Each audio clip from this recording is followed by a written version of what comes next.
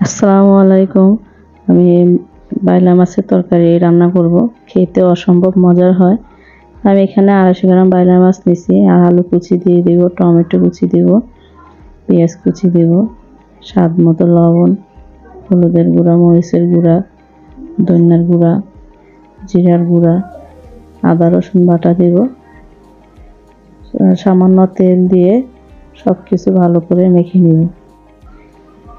আমি এখানে কাঁচা মরিচও দিছি। সব কিছু ভালো করে হাতে মেখে নিব মশলাগুলো।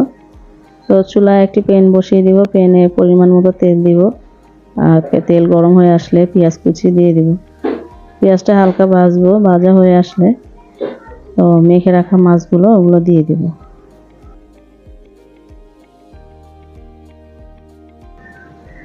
এইভাবে যদি বাইলা মাছ রান্না করেন যে কেউ পছন্দ করবে, খেতে এতটাই মজার হয়।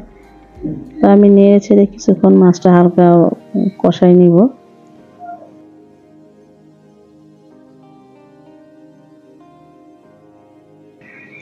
আলতো হাতে মাছগুলো নাড়তে হবে, না হলে মাছগুলো ভেঙে যাবে। তো এভাবে কিছুক্ষণ কষানোর পরে আমি এখন পরিমাণ মতো অল্প করে পানি দিয়ে দিই।